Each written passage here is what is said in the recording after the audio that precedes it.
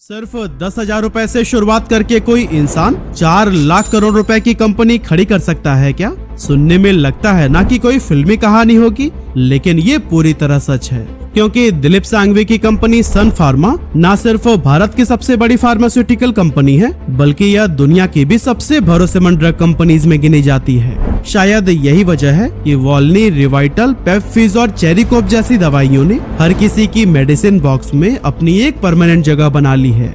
ये वही दिलीप हैं जिन्हें कभी इंडिया की सबसे बड़ी फार्मा कंपनी रैनबैक्सी ने नौकरी देने तक से मना कर दिया था। लेकिन फिर वक्त बदला और उन्होंने न सिर्फ रैनबैक्सी को ही खरीद लिया, बल्कि उसे डूबने से भी बचाया। तो आखिर कैसे एक छोटे से शहर के मेडिकल शॉप से शुरू हुआ ये सफर आज 4 लाख करोड़ रुपए तक पहुंच चुका है? चलिए आज के इस वीडियो में हम सब कुछ डिटेल में जानते हैं। दोस्तों, कभी कभी बड़े सपनों की भी शुरुआत छोटे गली मोहल्लों से होती है और हमारी आज की कहानी भी कुछ ऐसी ही है। 1955 में गुजरात के एक छोटे से शहर अमरेली में शांतिलाल सांघवी के घर एक बेटे ने जन्म लिया। नाम रखा गया दिलीप सांघवी। उस समय दिलीप के पिताजी कोलकाता में एक छोटी सी जेनरिक मेडिसिन की दुकान चलाते थे, जिसका नाम था शांतिलाल एंड कंपनी। अब बड़े होकर दिलीप ने कलकत्ता यूनिवर्सिटी से कॉमर्स में ग्रेजुएशन करनी तो शुरू कर दी थी, लेकिन किताबों से ज्यादा उन्हें बिजनेस में इंटरेस्ट था। इसीलिए कॉलेज के दिनों से ही वो अपने पिता के कामों में हाथ बटाने लगे। यही वो टाइम था जब पहली बार उनका सच्चाई से सामना हुआ कि हम तो सिर्फ बिचौलिए हैं, असली कमाई तो वो कंपनीज कर रही हैं जो दवाइयां बना रही हैं। इसीलिए उन्होंने सोचा कि क्यों ना अपनी खुद की कंपनी शुरू की जाए। पर सवाल था कि आखिर कैसे, क्योंकि ना तो वो फार्मेसी पढ़े थे और ना ही उनका कोई बायोटेक या केमिस्ट्री से जुड़ा हुआ बैकग्राउंड था। इसीलिए फार्मा इंडस्ट्री में कदम रखना बहुत रिस्की हो सकता था।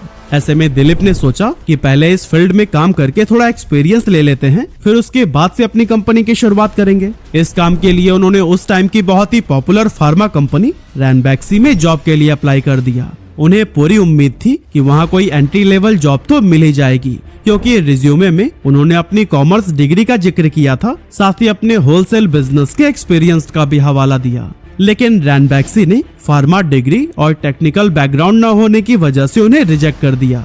ये रिजेक्शन उनके लिए बहुत बड़ा झटका था, क्योंकि उन्हें पहली बार एहसास हुआ कि इस इंडस्ट्री में बिना टेक्निकल बैकग्राउंड के घुसना कितना मुश्किल है। पर उन्होंने मन ही मन ठान लिया था कि चाहे कुछ भी हो जाए, वो अपनी फार्मा कंपनी शुरू करके ही रहेंगे। अपने इसी आइडिया के साथ वो अपने पिता के पास पहुँचे, उन्हें अपने सपने के बारे में बताया और इसके लिए कुछ पैसे उधार में मांगे। अब एक 26 साल का लड़का जिसे दवाएं बनाने का कोई प्रैक्टिकल एक्सपीरियंस नहीं, वो ये सब करेगा कैसे? इस सवाल का उनके पिता के पास भी कोई जवाब नहीं था। फिर भी उन्होंने अपने बेटे पर भरोसा करके उसे 10,000 रुपए उधार दे दिए। इसके बाद से दिलीप जी ने गुजरात के वापी के अंदर 1983 में सन फार्मा नाम से अपनी फार्मा कंपनी की नींव रखी। अब दोस्तों, दिलीप ने वापी जगह को इसलिए चुना था क्योंकि उस दौर में ये एक उभरता हुआ इंडस्ट्रियल हब था और सरकार भी फार्मा कंपनीज को वहां सेटल होने में सपोर्ट कर रही थी, यानी कि गवर्नमेंट का भी थोड़ा बहुत फायदा मिल सकता था। लेकिन असली जंग तो अब शुरू होने वाली थी। इस सफर में दिलीप पूरी तरह से अकेले थे। उनके पास ना टीम थी, ना ही कोई एक्सपीरियंस, ना ही उन्हें फॉर्मुलेशन आता था और ना ही उन्हें मैन्युफैक्चरिंग की कोई नॉलेज थी। वो खुद ही सेल्समैन थे, खुद मैनेजर और खुद ही प्रमोटर। मतलब कि शुरुआत में उन्हें हर काम खुद ही करना पड़ता था। अब दोस्तों, स्टार्टिंग में उन्होंने सिर्फ 5 दवाइयां बनाई जो कि मेंटल हेल्थ से जुड़ी हुई थी, जैसे कि डिप्रेशन और मिर्गी की दवाइयां। लेकिन अब आप सोच रहे होंगे कि आखिर स्पेशली यही दवाइयां क्यों बनाई? असल में उस टाइम ये सेगमेंट काफी पीछे हुआ करता था और बड़ी कंपनीज का भी इस पर कोई खास ध्यान नहीं था। मतलब कंपटीशन कम था, लेकिन डिमांड बहुत ज्यादा। अब दिलीप खुद डॉक्टर्स के क्लिनिक पर जाते थे और उन्हें कन्विंस करने की भी कोशिश करते थे कि ये दवा काफी इफेक्टिव है, एक बार प्रिस्क्राइब करके तो देखिए। लेकिन लाख कोशिशों के बावजूद उन्हें रिजेक्शन ही मिले। एक नई कंपनी होने की वजह से सभी यही कहते थे कि सन फार्मा कौन भाई, हम तो रैनबैक्सी या फिर सिप्ला की दवा प्रिस्क्राइब करते हैं। कई बार तो डॉक्टर्स उन्हें देखते ही क्लिनिक से बाहर निकाल दिया करते थे। लेकिन दिलीप ने हार नहीं मानी, क्योंकि उन्हें पता था कि रिजेक्शंस भी बिजनेस का ही एक हिस्सा है। इस काम को करते हुए उन्हें धीरे धीरे समझ आ गया था कि फार्मा इंडस्ट्री में लोग सिर्फ प्रोडक्ट नहीं बल्कि ट्रस्ट खरीदते हैं और ट्रस्ट बनने में टाइम लगता है। डॉक्टर्स को मनाना इसलिए भी टफ था क्योंकि उनकी टेबल पर पहले से बड़े बड़े ब्रांड के मेडिकल रिप्रेजेंटेटिव्स बैठे रहते थे। ऐसे में दिलीप जैसे नए लड़के पर आखिर कोई क्यों ही भरोसा करता? हर बार उनसे एक ही तरह के सवाल पूछे जाते कि आखिर ये दवा बनी कहाँ है, कंपनी कितनी पुरानी है और प्रॉपर ट्रायल हुआ भी है कि नहीं। और फिर लास्ट में सभी डॉक्टर से यही जवाब सुनने को मिलता था कि जाओ भाई, हम अपने पेशेंट पर एक्सपेरिमेंट नहीं कर सकते। इतनी जगह से ना सुनने के बाद अब दिलीप जी का भी हौसला टूटने लगा था, क्योंकि बात सिर्फ डॉक्टर्स की ही नहीं थी, बल्कि रिटेलर्स ने भी उनकी दवाइयां लेने से इनकार कर दी थी। रिटेलर्स का भी सीधा यही कहना था कि जब डॉक्टर इस दवा को लिखेगा ही नहीं तो फिर खरीदेगा कौन। और फिर यहीं पर दिलीप जी ने एक स्मार्ट सोल्यूशन निकाला। उन्होंने रिटेलर से कहा कि पहले आप ये दवा रख लीजिए, अगर बिक गई तो आप पैसे दे दीजिएगा, और अगर नहीं बिकी तो मैं वापस लेकर जाऊंगा। अब ये सुनकर रिटेलर्स को लगा कि रिस्क कम है तो फिर रखने में क्या ही जाता है। अब जैसा कि मैंने आपको पहले भी बताया कि मेंटल हेल्थ वाला सेगमेंट उस टाइम पर काफी पीछे था, तो फिर डॉक्टर्स के पास भी बहुत ज्यादा ऑप्शंस नहीं थे और इसके पेशेंट भी दिन व दिन बढ़ते ही जा रहे थे। ऐसे में उन्होंने सन फार्मा की दवाइयां ट्राई की और जब रिजल्ट्स अच्छे आए तो फिर उन्होंने प्रिस्क्राइब करना शुरू कर दिया। हालांकि इस दौरान दिलीप शांघवी को अच्छी तरह समझ आ गया था कि सिर्फ हाई क्वालिटी की दवाइयां बनाना ही काफी नहीं है, बल्कि उनकी दवाइयां तभी बिकेंगी जब डॉक्टर्स और केमिस्ट के साथ एक अच्छा रिश्ता बनाया जाए। इस तरह से धीरे धीरे सन फार्मा की दवाइयां ज्यादा से ज्यादा प्रिस्क्राइब्ड होने लगी और फिर जैसे ही प्रिस्क्रिप्शंस बढ़े वैसे ही मेडिकल शॉप्स ने भी कैश में स्टॉक उठाना शुरू कर दिया। इससे धीरे धीरे ही सही, लेकिन सन फार्मा की रेप्यूटेशन मजबूत होती गई और 1990 आते आते कंपनी एक प्रॉफिटेबल फार्मा ब्रांड बन चुकी थी। इसके बाद से 1991 में सन फार्मा ने अपना पहला रिसर्च सेंटर सेटअप किया ताकि वो नए प्रोडक्ट्स और प्रोसेस पर काम कर सके। इसके 5 साल बाद यानी 1996 में कंपनी ने इंडिया के बाहर भी अपने प्रोडक्ट बेचने शुरू कर दिए और फिर कुछ ही समय में ये सिर्फ इंडिया ही नहीं बल्कि 24 अलग अलग देशों में अपनी दवाइयां सेल करने लगे। और फिर 1997 में सन फार्मा ने फॉर्मुलेशन में स्ट्रॉन्ग लेकिन घाटे में चल रही एमजे फार्मा को और साउथ इंडिया की रेप्यूटेड कंपनी टीडीपीएल को एक्वायर कर लिया। लेकिन दोस्तों दिलीप जी यही नहीं रुके, बल्कि उनका अगला सपना था अमेरिका जैसी हाईली रेगुलेटेड और कॉम्पिटिटिव मार्केट में एंटर करना। पर वहां पहुंचना इतना आसान काम नहीं था। दिलीप जी इस चीज को बहुत अच्छी तरह से समझते थे, इसीलिए वो सही मौके का इंतजार करने लगे। और फिर आखिरकार उन्हें खबर मिली कि अमेरिका की एक फार्मा कंपनी कैराको फार्मा बैंकरप्सी के कगार पर पहुंच गई है और उसकी हालत इतनी खराब है कि कोई भी इन्वेस्टर उसे हाथ लगाने को तैयार नहीं है। लेकिन दिलीप शांघवी को इसमें भी एक मौका दिखा। उन्होंने 1997 में कैराको में इन्वेस्ट करना शुरू किया और फिर धीरे धीरे मेजॉरिटी स्टेक हासिल कर लिए। दिलीप शांघवी को लगा था कि थोड़ा सपोर्ट और सही गाइडेंस से ये कंपनी दोबारा प्रॉफिटेबल बन जाएगी, लेकिन इसके अपोजिट प्रॉब्लम्स इतनी ज्यादा बढ़ गई कि चीजें बद से बदतर होने लगी। एफडीए की तरफ से कंपनी को वार्निंग लेटर्स आने लगे, मैन्युफैक्चरिंग में गड़बड़ियां पाई गई और नियमों का पालन करने में लगातार लापरवाही होती रही। अब यूएस मार्केट में पहले से ही काफी कंपटीशन था और रेगुलेटरी रूल्स भी इंडिया से कहीं ज्यादा सख्त। ऐसे में कई सारे एनालिस्ट ने ये कहना तक शुरू कर दिया था कि सन फार्मा की ये इन्वेस्टमेंट पूरी तरह से डूब जाएगी।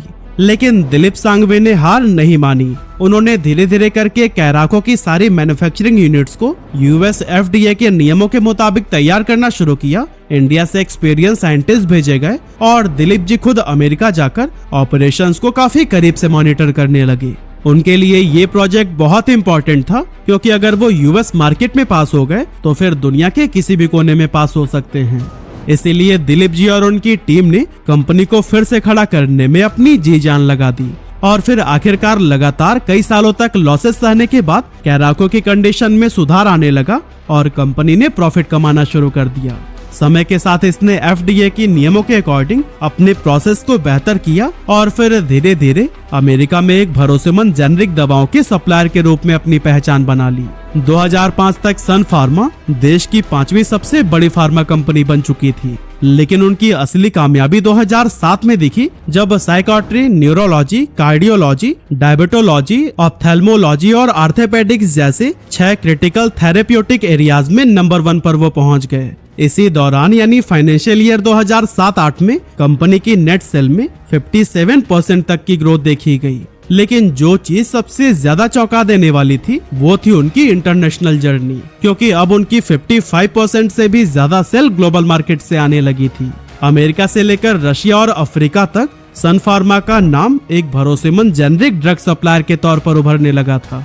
हालांकि इस सक्सेस के साथ नई चुनौती भी सामने आई कि इंडियन फार्मा मार्केट अब धीरे धीरे सैचुरेटेड होती जा रही थी। हर शहर में कई सारी छोटी छोटी फार्मा कंपनीज जन्म ले चुकी थी, जिससे कंपटीशन काफी तेज हो गया और मार्जिन्स भी लगातार गिरने लगी। ऐसे में एक बड़ा सवाल ये था कि सन फार्मा इस भीड़ से आगे कैसे निकले। इसके लिए दिलीप सांघवी ने एक कमाल की स्ट्रैटेजी बनाई कि वो खुद से नई शुरुआत करने की बजाय उन कंपनीज को एक्वायर करने लगे जो कि पहले से ही किसी न किसी एरिया में मजबूत है। क्योंकि कैराको जैसी डूबी हुई कंपनी को जो उठाने में मेहनत लगी थी, उससे वो सीख चुके थे कि एनर्जी कहाँ लगानी है और कहाँ नहीं। इसके बाद से सन फार्मा ने एक एक करके फार्मा दुनिया में अपनी पकड़ और भी मजबूत करनी शुरू कर दी। जैसे कि 2012 में उन्होंने दूसरा फार्मास्यूटिकल्स और यूआरएल फार्मास्यूटिकल्स का जेनरिक बिजनेस एक्वायर कर लिया था। लेकिन दिलीप सांघवी यही रुकने वालों में से नहीं थे, बल्कि उनकी नजर थी एक और बड़ी कंपनी पर जिसका नाम था रैनबैक्सी। जी हाँ, वही रैनबैक्सी जिसमें कभी दिलीप सांघवी ने नौकरी के लिए अप्लाई किया था, लेकिन उन्हें रिजेक्शन का सामना करना पड़ा था। असल में 90s और अर्ली 20s में रैनबैक्सी लेबोरेटरीज भारत की सबसे बड़ी और दुनिया की टॉप जेनरिक दवाइयां बनाने वाली कंपनीज में से एक थी, जिसकी दवाइयां 150 से भी ज्यादा देशों में एक्सपोर्ट होती थी।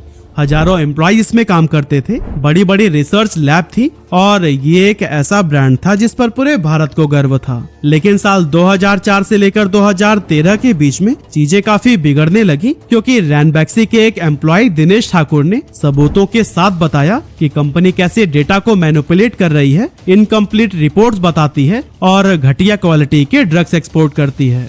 इस खबर के आते ही एफडीए ने तुरंत कार्यवाही की और रैनबैक्सी के कई सारी दवाइयों के अमेरिका इंपोर्ट पर बैन लग गया और फिर इसके बाद से लोगों का कंपनी पर से भरोसा भी उठ गया। इसी बीच मौके का फायदा उठाकर जून 2008 में जापान की कंपनी दाइची सांक्यो ने रैनबैक्सी के 63.4% से एक्वायर कर लिए। इस एक्विजिशन का मकसद था भारत में पैर जमाना, लेकिन ये दाइची के लिए बहुत बड़ी गलती साबित हुई, क्योंकि उसे पता ही नहीं था कि रैनबैक्सी के ऊपर पहले से ही कई सारे लीगल ट्रबल्स और लॉ सूट इश्यूज पेंडिंग में हैं। यहाँ तक कि यूएस डिपार्टमेंट ऑफ जस्टिस ने खराब क्वालिटी की मिलावटी दवा अमेरिका भेजने की वजह से कंपनी पर $500 मिलियन का जुर्माना लगाया, जो कि फार्मास्यूटिकल इंडस्ट्री में अब तक का सबसे बड़ा जुर्माना था। और फिर यह सब फेस करने के बाद से दाइची अब रैनबैक्सी से पीछा छुड़ाना चाहता था। लेकिन अनफॉर्चुनेटली कंपनी के बैकग्राउंड को देखकर कोई भी ऐसा इन्वेस्टर ही नहीं था जो कि रैनबैक्सी में इन्वेस्ट करे।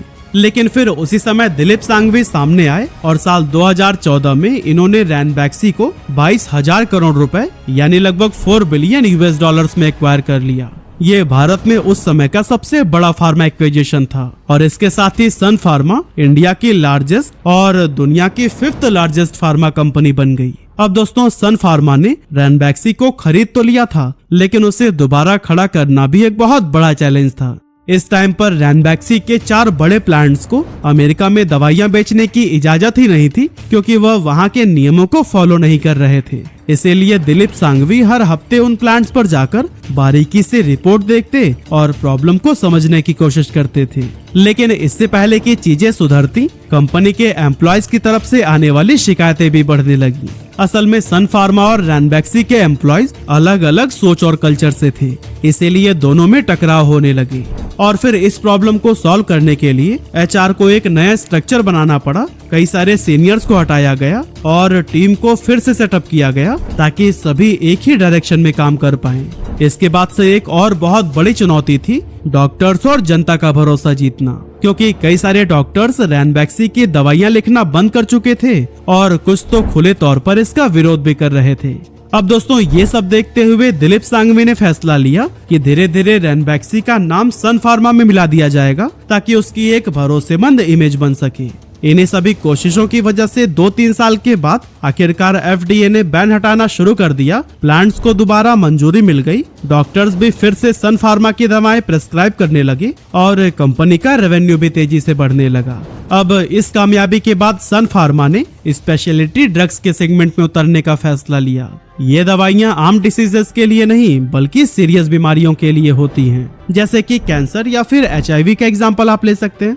अब ये सेगमेंट हाईली एडवांस होने के साथ साथ बेहद चैलेंजिंग भी है, क्योंकि रिसर्च में कई साल लग जाते हैं, बहुत सारा इन्वेस्टमेंट लगता है, साथ ही रेगुलेटरी अप्रूवल्स लेना भी काफी मुश्किल होता है। और जैसे ही सन फार्मा ने इस नए प्रोजेक्ट में पैसा लगाना शुरू किया, उसी समय दुनिया भर में जेनेरिक मेडिसिन की कीमतें गिरने लगी, जिससे कि कंपनी का प्रॉफिट मार्जिन काफी कम हो गया था। इसका असर यह हुआ कि फाइनेंशियल ईयर 2018 में सन फार्मा का प्रॉफिट सीधे 70% गिरकर 2096 करोड़ रुपए ही रह गया। अब दोस्तों, ये एक ऐसा टाइम था जब इन्वेस्टर्स को लगने लगा था कि दिलीप सांघवी से बहुत बड़ी भूल हो गई है और उन्होंने जरूरत से ज्यादा रिस्क ले लिया है। लेकिन इतने बड़े झटके के बाद भी दिलीप सांघवी शांत ही रहे। असल में उन्होंने पहले भी बिजनेसेस में कई सारे उतार चढ़ाव देखे थे। ऐसे में उन्हें समझ आ गया था कि अगर डायरेक्शन सही हो और हिम्मत बना रहे तो बुरा समय भी ज्यादा देर तक नहीं टिकता।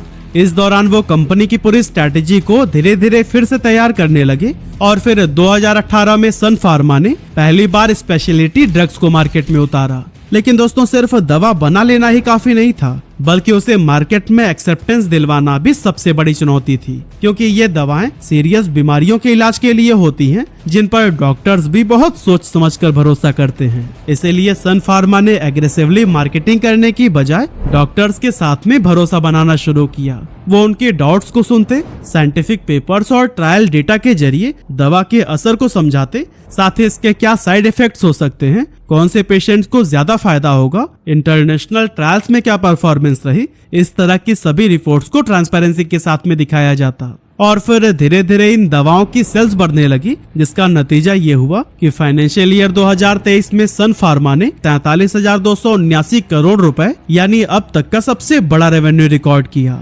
आज सन फार्मा करीब 25 स्पेशलिटी प्रोडक्ट ग्लोबल मार्केट्स में लॉन्च कर चुकी है, जिनका इस्तेमाल इंडिया सहित US, Canada, Europe, Japan, Australia और इजराइल तक हो रहा है। आज इंडिया में सन फार्मा के पास 8.33% का मार्केट शेयर है और ये 100 से भी ज्यादा देशों में 2000 से भी ज्यादा दवाइयां एक्सपोर्ट करती हैं। सन फार्मा अब सिर्फ एक इंडियन फार्मा कंपनी नहीं है, बल्कि ये ग्लोबल जायंट बन चुकी है। इसकी कमाई का लगभग 70% हिस्सा इंटरनेशनल मार्केट से आता है और इनमें भी सबसे बड़ा हिस्सा अमेरिका का है।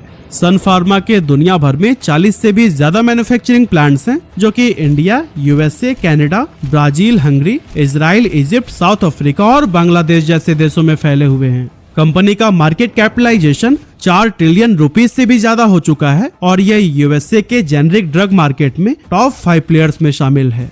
इस तरह से कभी सिर्फ 10,000 रुपए से शुरू हुआ ये सफर आज 4 लाख करोड़ रुपए के भी आंकड़े को पार कर चुका है। इसीलिए कहते हैं कि जब इरादे मजबूत हों और नजर दूर तक हो, तब कोई भी सपना छोटा नहीं होता।